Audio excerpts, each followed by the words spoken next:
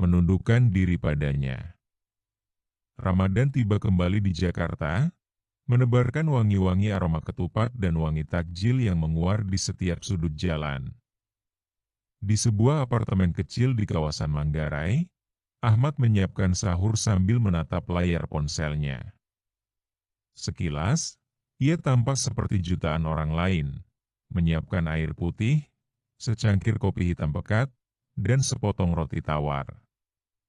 Namun di dalam hati, ia menyimpan beban yang tak mudah terlihat. Ahmad bekerja sebagai petugas teller di sebuah bank komersial. Selama setahun terakhir, ia terbiasa menahan lapar dan dahaga selama 60 hari. Namun keluh kesahnya tentang beban kerja, tumpukan dokumen, dan rasa tidak puas terhadap rekan-rekan tetap mengalir tanpa henti. Kenapa nasabah selalu menuntut?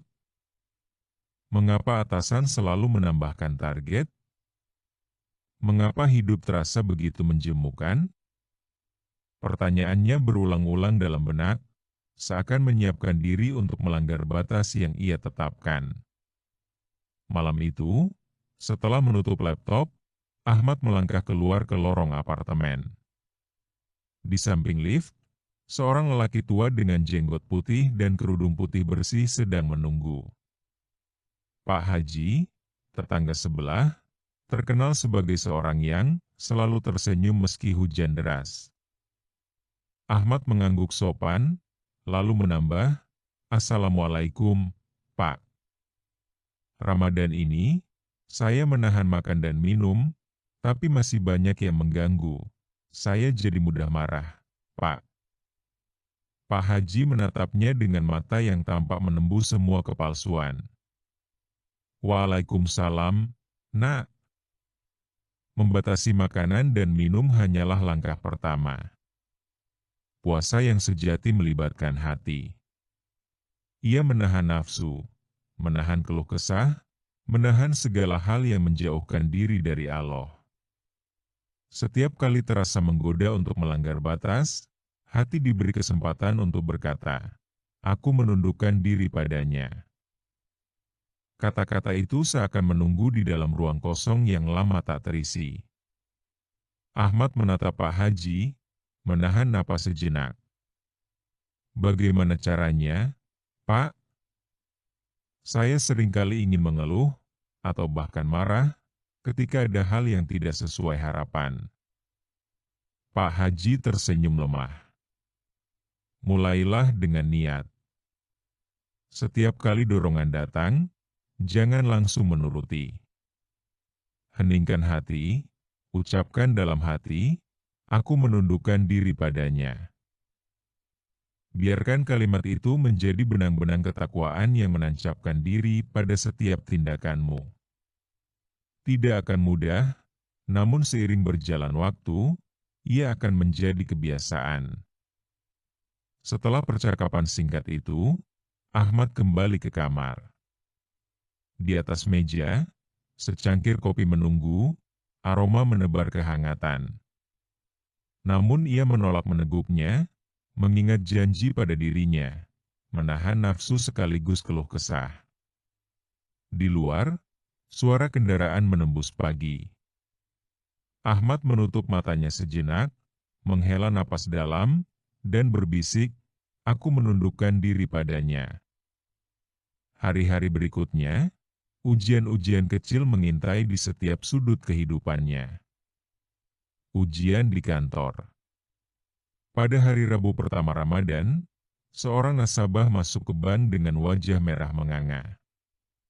"Saya sudah menunggu 2 jam. Kenapa tidak ada yang membantu?" "Saya tidak mau lagi menunggu. Tolong tutup rekening saya," serunya. Suaranya berderak-derak penuh amarah. Rasa marah pun mengalir di tubuh Ahmad. Ia merasakan darahnya berdebar, otaknya hampir memutuskan untuk membalas dengan kata-kata kasar. Namun, seketika ia ingat kata Pak Haji. Ia menahan napas, meneguk udara sejenak, lalu dalam hati mengucapkan, "Aku menundukkan diri padanya." Lalu ia menunduk, menatap nasabah itu dengan senyum lembut.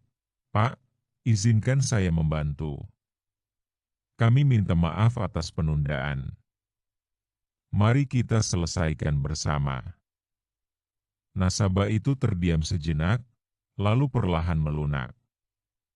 "Maaf, saya tidak bermaksud berteriak," katanya. Ahmad tidak hanya berhasil menenangkan nasabah, tetapi juga menanam benang ketakwaan pada diri.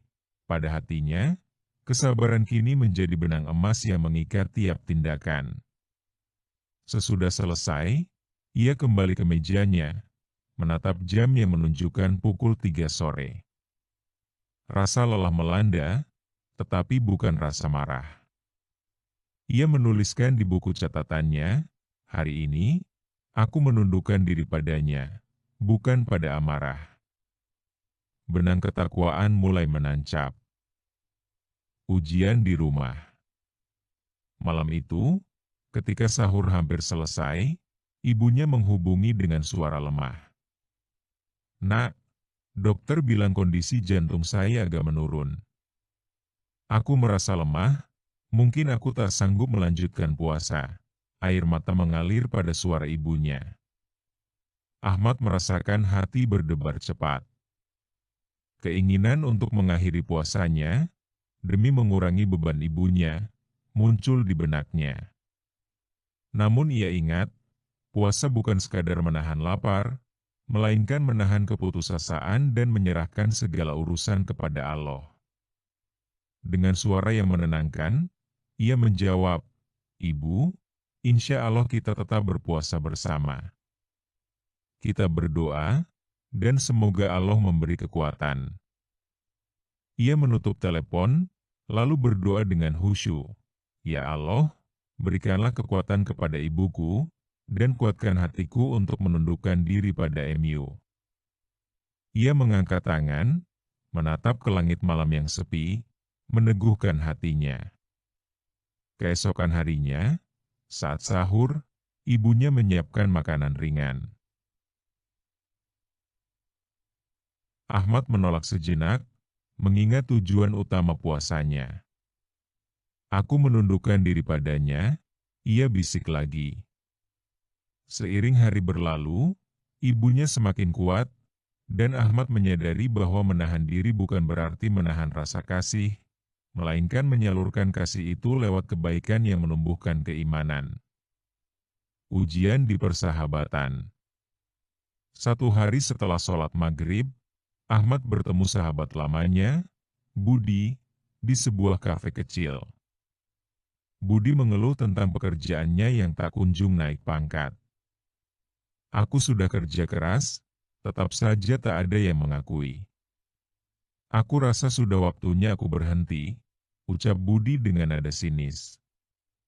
Sebagai seorang yang masih dalam proses menahan keluh kesah, Ahmad merasakan gatal menggelitik tangannya, ingin ikut mengeluh atau menertawakan. Namun ia menahan diri, menatap Budi, dan dengan lembut berkata, "Saudaraku, Allah menguji setiap hati. Jika kita menundukkan diri padanya, maka ujian itu menjadi pintu kebaikan." Budi terdiam, kemudian menatap Ahmad dengan mata yang mulai luntur. "Kau selalu bilang kata, Ahmad. Kenapa kau tetap tenang?"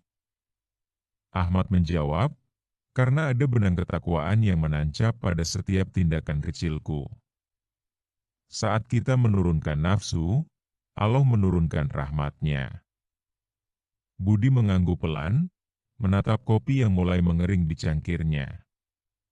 Percakapan itu berakhir dengan doa bersama, dan sekejap terasa benang ketakwaan menebar lebih jauh, mengikat bukan hanya hati Ahmad, melainkan juga hati Budi yang mulai mencari damai.